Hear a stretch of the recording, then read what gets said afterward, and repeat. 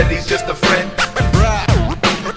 Welcome back, everyone, to a brand new edition of Getting Color right here on the BigVitoBrand.com. I am Virtue, being joined by the man himself, back after a week off, Vito, Big Vito Lagrasso. What's up, man? How's it going? Everything's okay. It's the BIGV from the LOG making his return to Getting Color. Sorry about last week, guys, but we just had a little situation here at the house, and everything is back to normal. Everybody's doing good. But, David, I know you had a week off, with pay, because that's how we do. We're not no DQ. We're the Big Vito brand, so everything is cool like that. We don't put pictures of our little kitties and, nature. We put men's stuff on here. We talk sports. We talk, UFC, wrestling. We talk about life. Okay, we just don't talk about nature and how I love my girlfriend. David, take it away. Aaron Rift hasn't even been retweeting me on wrestling stuff. It's like no one person can be bigger than NoDQ.com. It's kind of like how WWE does it these days with their talent. Is Aaron trying to buy out all the little internet people and like have a conglomerate and be like, global like Vince McMahon? I think so. Yeah, everybody's supposed to be positive about wrestling. And you know me, I just can't do that. But before we talk about wrestling, Vito, let's talk about sports. So first of all, Tom Brady is back in the Super Bowl, his 10th Super Bowl appearance. Listen to this. So he beat Drew Brees, right, who only has one title. Today he beat Aaron Rodgers, who only has one title.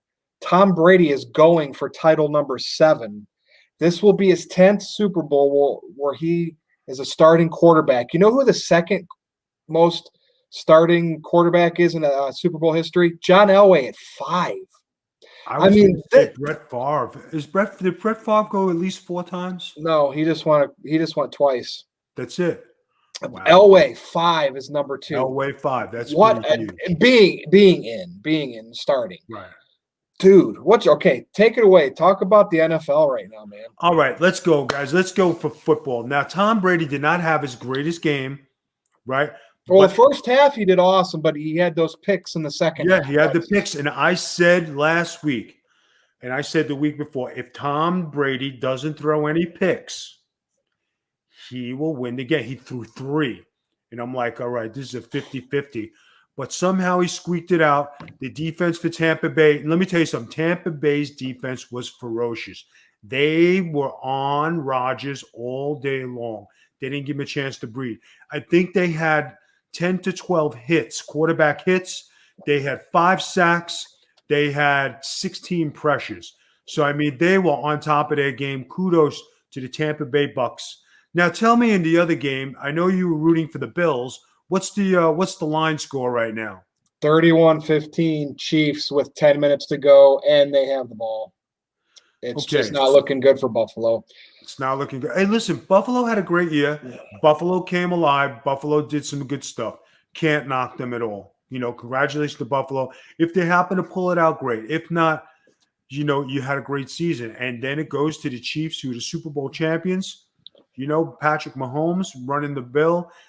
This is what you want to see, the greatest and the greatest, past and present. Let's see if Tom Brady can bring it home. And if he wins a Super Bowl without Belichick, what does that say about Belichick, that he had a losing, miserable season? So it's going to be at Tampa. So that's the first time a team's ever had home field advantage in the Super Bowl. And the thing is with Brady, he went to a team that the Buccaneers were 7-9 last year, and he has them in the Super Bowl this year. Like, to me, I've already seen that it's Belichick needed Brady, because what did the Patriots do this year? And yes, Brady went to a team with a lot of good talent. They brought in Antonio Brown. They brought in Gronk as role players, more or less. But, dude, Brown didn't even play today, and they still beat the Packers. Now, is Brown still slated to come back in the Super Bowl? Well, it's 2 weeks. I think they take 2 weeks off right before the Super Bowl. I did not go and look at his injury because I didn't want to see that, it was bad. So I think, from what I understand, he does have a good shot to still be in it, and I hope he does. I hope he does too. He had a great half of a season, and he was on course for 1,000 yards and 90 catches. The guy is he's an automatic first down. He's an awesome football player.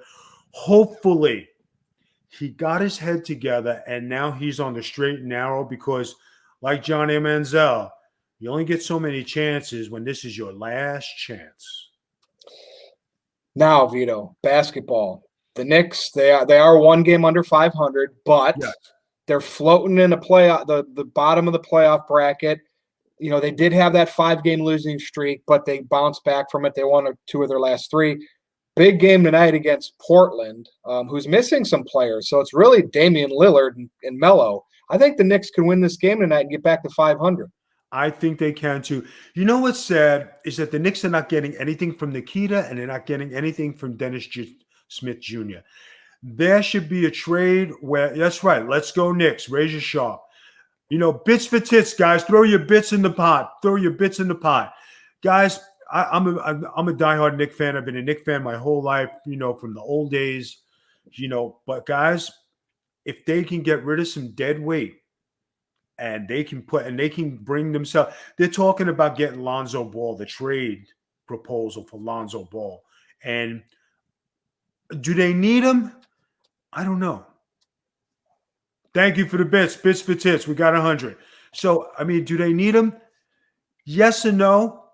You don't want to break the chemistry up, but if they do get him, oh my God, I think they'll run. Yeah, it's weird because I don't think they should. Randall was probably going to be a big trade piece, but I mean he's part of the reason why they're around 500 and in a playoff spot after 17 games. And look, if they go 7-3 their next 10, they're going to be a few games over 500. And looking at the East, that's definitely going to be 6, 7, or 8 seed. And if they can maintain this, Vito, the Knicks could be back in the playoffs. Now, yes, we don't know. That could mean a quick exit, but I just want to see them baby steps get back there. No, I hear you. And we have some, some wise guys in the room. Big Ray from Hameen Media is here. And he says, Major League Baseball should get rid of some of the people that dead weight like the Mets. Now, Big Ray, we're so glad to have you on board. We're going to talk about baseball now. So yeah, no, since we're here, I mean, Big Ray, you come, you insult us, you don't throw any bits for tits. What good are you? I mean, where you been? I didn't even have you on a guest on my show. I mean, just recently. And what do you know? You've been somewhere. Just like Ben Hameen. Where was he? Where has he been? He's with the Russo brand. Big effing deal. Go ahead, man. This is our show. The hell with baseball. So I think Brad Hand signed with the Nationals today. He's getting $10.5 million for a year. This is what I've seen on the internet. Right. We know George Springer, my boy, went to the Blue Jays for $150 million. You were kind of saying how you think some other players are more valuable than him. Dude, the guy, I was backing him up because he's been an awesome player in the playoffs. I know he was in part of that cheating scandal there, but players, teams need playoff guys that once they get there, they don't choke. And Springer has proven that. I think he earned it. He's not getting Trout money, $300 million, or whatever, that ridiculous stuff. But how about this, Vito? Who's Garrett Richards? He's a pitcher. He has a 4.03 or something like that. Career ERA, he's getting $10 million. That's insulting. Insulting. So what do you think?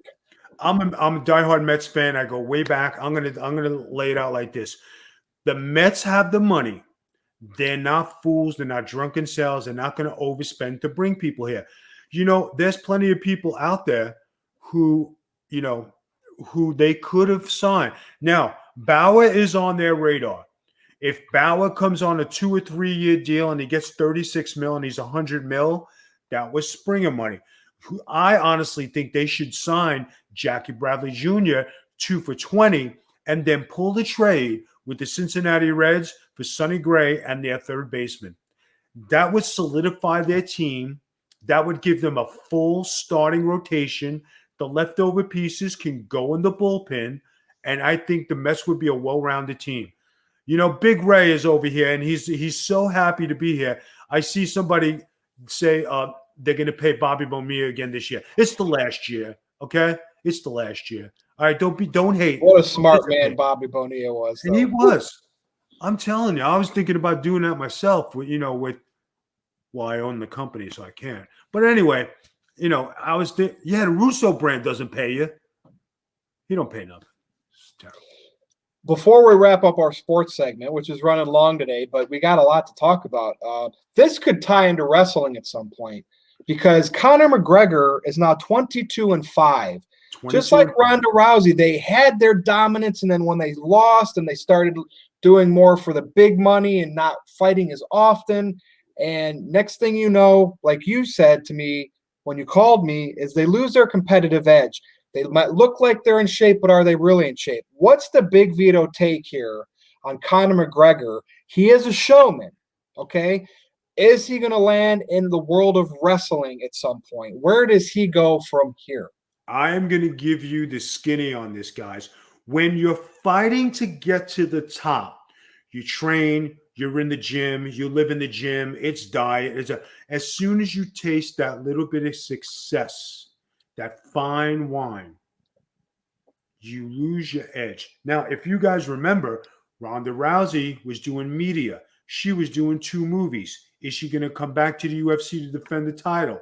She won the fight before Holm, but she wasn't really in shape. Then she came in with Holly Holm. She thought she could, brute her way through it.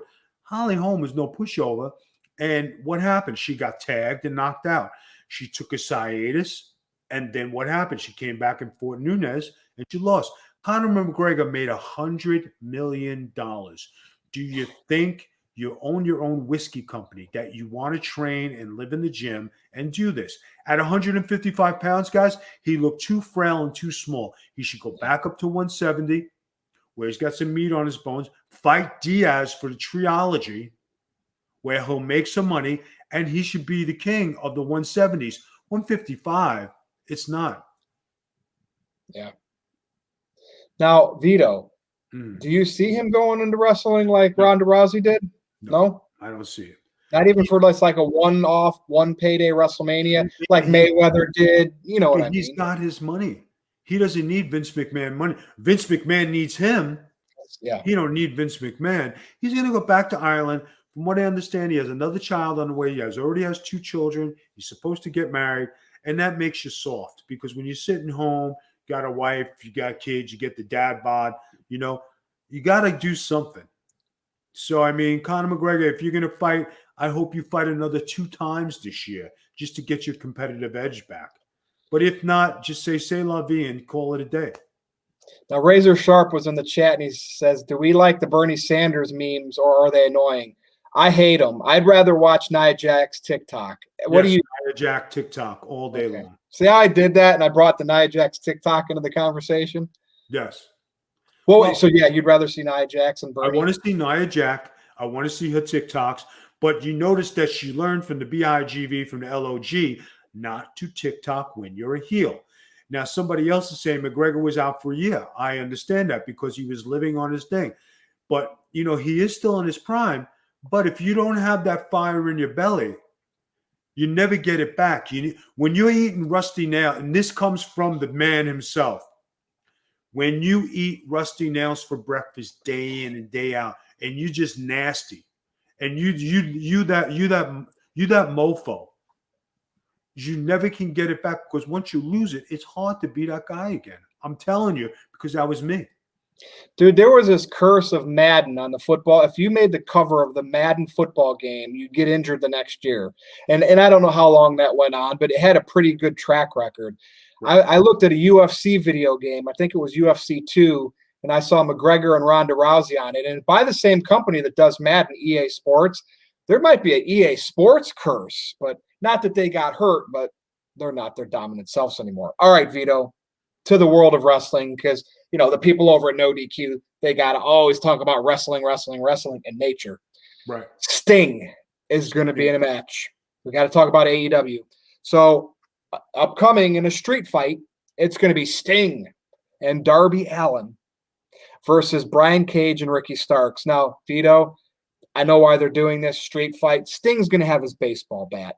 All the other guys are going to do all the work to protect Sting. But tell me your thoughts on this. It's a cinematic match like they did for The Undertaker in WWE. Okay.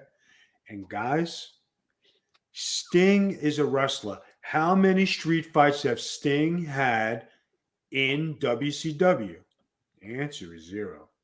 How many street fights has Sting had in TNA? The answer is 0. In any other wrestling organization that he has been in, how many street fights has Sting been in? 0. You come to AEW, you're trying to revive your career. You're the piece. You're the guy that gives the rub. Are you going to take a chance to take a bump on Brian Cage, let him slam you around and toss you around? Nope. I have nothing against Brian Cage. I'm sure he's a wonderful human being and a good wrestler. But Sting with that neck injury, are you really going to take a chance? It's a cinematic match, guys. It's going to be. Did they announce that, Vito? Is it a cinematic match or is that your call? My call. Okay. And that's a good call. I mean, you got me believing it already. Yeah, I got guys in the chat and they're saying, Big Vito, I hope Sting doesn't pull a Matt Hardy and really get hurt. That's my thing. And when somebody gets hurt at AEW, not that I am burying them because they have been doing great stuff.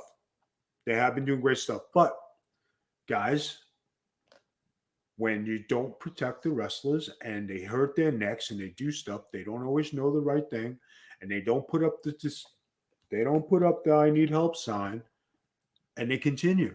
Just like Matt Hardy and just like the other guys who wrestled down there. Guys, I think it's a bad idea. I would rather see Sting in a wrestling match than in this match. My take. Now, Undertaker has recently made some comments about him just walking into a modern day WWE locker room, and it's just not the same feel. It's got, people playing video games. And back, in his day, he was saying, you had to really earn your respect. And it was a harder knocks life. And to see these wrestlers today kind of coming back at him, what happened to paying your respects and listening to what the legends and the people that have been around the block say and not calling them out like you want to feud against them at WrestleMania? Like, I just seen a bunch of names like getting defensive about his comments when they should be like looking in the mirror like he's absolutely right. We need to tighten this thing up. What's your take on this, just briefly? Guys, I started in the WWF in 1991. You talk about men with men bodies, and there was a protocol. There was a respect. There was no goofing around. You're one of the boys. You train. You go to territories. You earn your keep. You earn your way up the ladder. If you cry, they'll beat the shit out of you harder. If you whine and go to the agent, it's not going to be. You got to be tough. You got to say everything's cool. You got to come back next week. Are you okay, kid? Yes, sir. All right, come back next week. We got something for you. And they'll like you. That's how you fit in. Vito LaGrasso went through this. I know exactly what the Undertaker's saying. I went through it. And then when you try to pass it on to the next generation, they don't like it because they think it is a privilege. You don't have to do the training. You don't have to do the squat. Do you know I still do I do anywhere from 300 to 500 squats per day between cardio.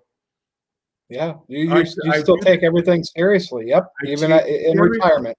This is the truth, guys. And everybody says, "What's with the squat?" Squats is how you trained, and what you trained in that your basics.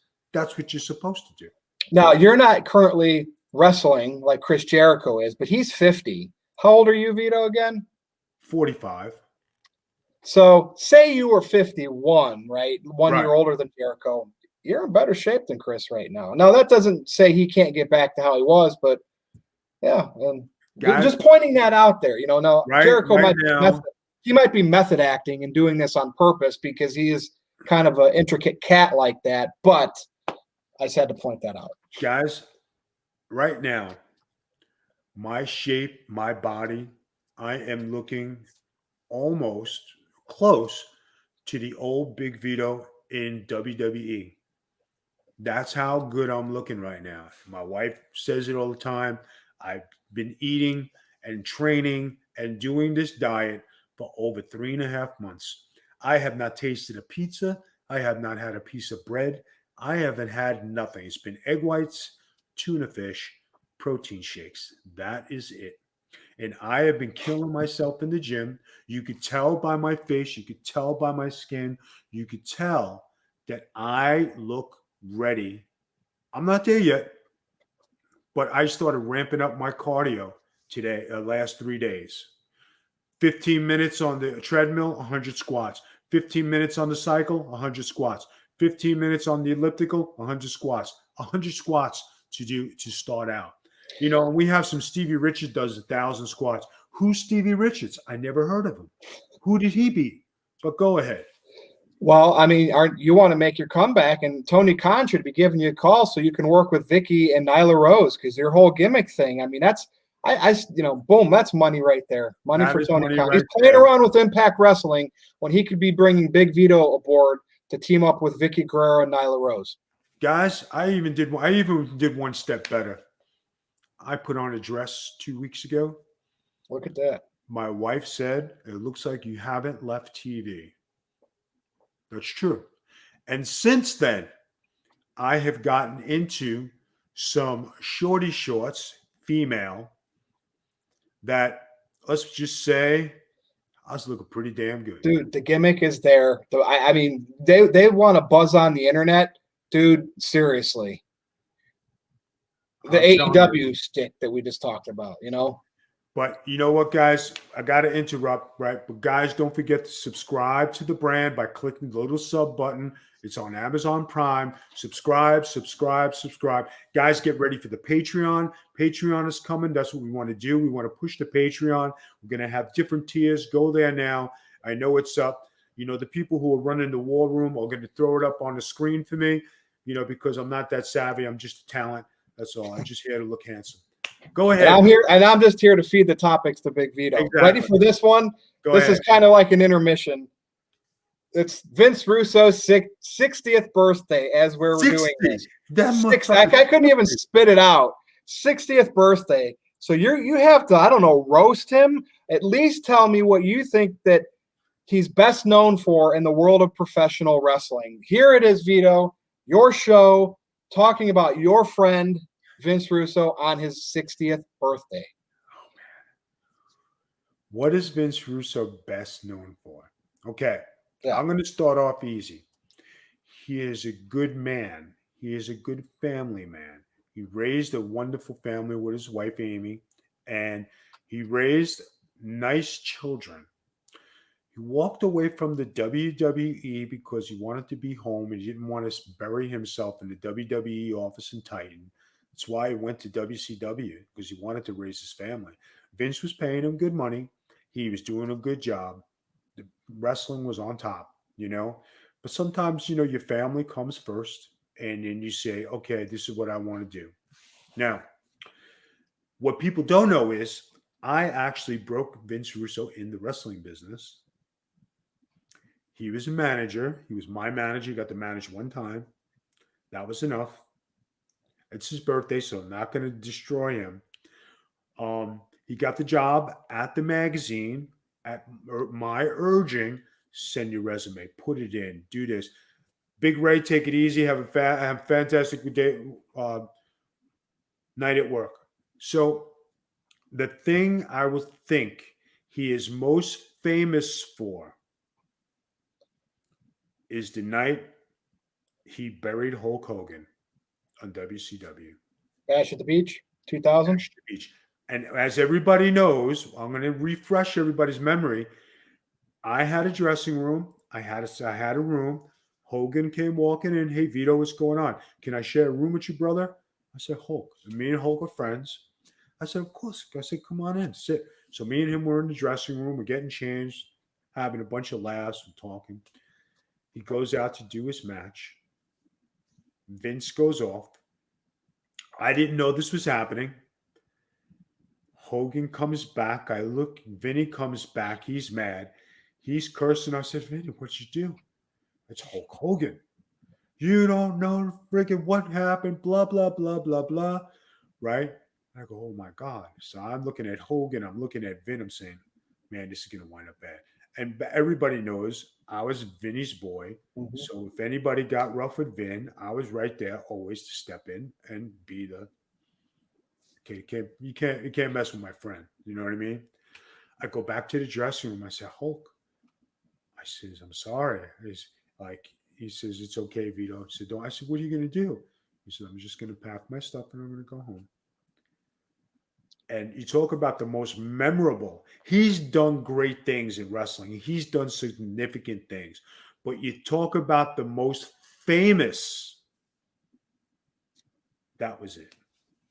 And for me, I'm just going to say, and that was a great one, Vito. I'm going to say him really being there at the beginning of TNA when WCW went out of business. He didn't want to go back to WWE, I think, in 2002 when he had an opportunity. And TNA, even though it's Impact today, it's a shell of its former self, had a pretty good run on TV, especially all the times he was there. And he was there with Jarrett to really kick all that off. So I think his TNA work to really just launch a wrestling promotion from nothing, I think that might be one of his best accomplishments. Guys, when you talk about ratings, do you think that WWE would like to have Vince Russo ratings from when the Attitude Era was there? Absolutely. Do you think TNA or Impact would like to have Vince Russo ratings from where they were, 2 million people? Mm-hmm. Do you think if WCW was still around that they would take those ratings and they would beg Vin to keep it going? Because 2 and 3 million people, he was hitting 2.5, 3 million. That was the ratings that were going on during his time. So everybody who comes along and buries him, they bury him for what? Because when it comes to what did you do for the business, or everybody who has something to say, everybody knocks him. They said he killed the business. He did this, he did that. But what did you do? What were your rank? Eric Bischoff, you did a great thing by bringing the NWO in. You were good you had a good 2-year run. I have nothing against Eric Bischoff. He's a fine human being. He's a gentleman. No problems. Everybody has a story. But you can't blame Vinny for ruining WCW, right? Jim Cornette, he was in the WWEF when Jim Cornette was there with Vinny Rue, right? You can't blame the guy if Vince McMahon took Vince Russo and said, I'm going to write TV with Vince Russo. Everybody else is dismissed. That's why he has the heat he does with these guys. That's Tom Pritchard. That's Jim Ross. That's Jim Cornette. So you take guys who took over. Vinny went to WCW. He took over for Bischoff. So if he took over for Bischoff, took over for Cornette, took over for Jim Ross, took over for Pritchard, he took over for the 4 guys who just got fired from the WWE. Right? And this is not a knock on Cornette, because Cornette, he is very knowledgeable and he has good historian values on what the business should be. Does he put it in the proper aspect, how to digest it? Absolutely not. His delivery is horrible, but he does have quality knowledge. His presentation is off. Eric Bischoff did something great with the NWO, signed the guys. It was a money thing. Jim Ross had his run with the WWF. He was on, he was off, he was on, he was off. But when Vince Russo came along, the same thing with J.J. Dillon. J.J. Dillon was in charge at WWF. J.J. Dillon came over. He was the GM at WCW. Everybody's got something to say. And then everybody who worked with Russo, right? Now, all the big guys, The Rock, Stone Cold, Jericho, Big Vito. Vin did good things. He put good storylines together. Kevin Nash, never buried him. A lot of those guys speak well on the time they spent with Vince working the shows. So when these guys come on and they bury him, it leads you, and that's how they get people to their podcast. And you know what? The worst thing about it is all these guys are over 50 years old. You talk about Pritchard, you talk about Jim Ross, you talk about Cornette, you talk about Bischoff, right? And they all want to fist fight. And none of these guys are tough guys. You know, I'm not saying they can't fight, but Vinny's not a tough guy. Vinny's not a fighter. But I'm sure, and I know he could defend himself, but all these guys, they want to throw these stuff in it. But then if everybody's in the same room, you think anybody's going to say anything? No. Happy birthday, Vinny Rue. We had to do it, man. We had to talk. No, but you know what, guys? That's the truth. This is not bullshitting. This is not. He's my buddy. He's been my friend for 30 years. Has he done some things that are outspoken? Absolutely. Has he done some great things in the business? Absolutely. Happy birthday, my buddy Vin. Virtue, let's close the show. Give out the things. Let's get out of here. Well, real quick, what's your Royal Rumble predictions for the men and the women's match? Since it's next Sunday. All right. Royal Rumble. Who is the new participant? I'm going to say a long shot. Dana Brooke. Okay. My picks were I was going the safe route and picking Charlotte Flair to win for the second year in a row since they kind of botched her win last year. And then my second choice is Ronda Rousey returning because I would really like to see that for the women. Is she returning? No, but that's my second choice because I don't think it'll happen, but I'd pop if it did. So you picked Dana Brooke, huh? Dana Brooke and the girl who came back, Baszler? Shayna Baszler or – the one who had the attack. Yes, not Mandy Rose, but her partner, Sonya Deville. Sonya Deville or Dana Brooke. Those are my two choices. Now, for the men, it is a tough choice, guys, because I really don't see a clear-cut winner. I'm going to pick a surprise pick. I'm going with Brock Lesnar. I want to say that. I'm playing it safe. I'm going to say Daniel Bryan. I know he's been buried, so we'll see. That'll be interesting because I think him and Roman can have a hell of a match at WrestleMania because it's a pandemic. I mean, well, they're going to actually be in Tampa Bay, Vito, 2 nights, and there's going to be 25,000 people a night. So there you go. And then Big E is my long shot. So we'll see what happens. Guys, as much as everybody wants Big E to have a singles run, that's why he's a long shot. He just doesn't have that it factor. He's by himself. He's middle of the road. Put him with the team, and he's up there. Some guys have it, and some guys don't. He's just not a singles player. My opinion, nothing against him. And before we go, I want to talk about the Bobby Lashley Riddle segment from this past week. Oh, yeah. Thanks for – I was supposed to put that in there. There's Vito saving my ass again. Right? Now, guys, everybody's seen it. How horrible was that? That's how far wrestling has dropped. The people who were the producers of that segment should be ashamed of yourself and be fired. You all really should be fired because the guy stepped on the ground. He goes out, grabs his other foot, and then sits there like a shot. On camera. The cameraman showed hitting the ground. And it was a pre-tape. That was the best thing. Who is running the asylum over there? Mr. McMahon, Vince, please clean up these guys who are not pro wrestlers and clean up these producers who don't know what they're doing. You're giving away the business. That's why the ratings are down and you're embarrassing us. Please, I beg of you. I'm for hire. Let me come there and I will work as a producer. Believe me, everything will be airtight and looking right. Yep, that segment would have looked legit if you were involved with it. So there, we covered everything, Vito. All right. Listen, we have the Patreon coming out for the Big Vito brand. We have everybody subscribe to the Big Vito brand. Virtues, I just had to throw that in there because I'm trying not to. Patreon.com/the Big Vito brand. Okay. And of course, thebigvitobrand.com is the full website. I'm sure everything will be there. Follow him on Twitter at the Big Vito brand. And you can follow me on Twitter too at NoDQ_virtue. Vito, that's all I got, man. This has been getting color. You want to close the show today with a big hurrah? No, go ahead, my man. I got nothing to say. Everything is good. Happy birthday. Thank you. Thank you for watching and listening to us, whether it's on Twitch or it's going to be on Anchor. For Big Vito LaGrasso, former WCW Hardcore Champion, Tag Team Champion, I am Virtue. We'll see you next time, folks.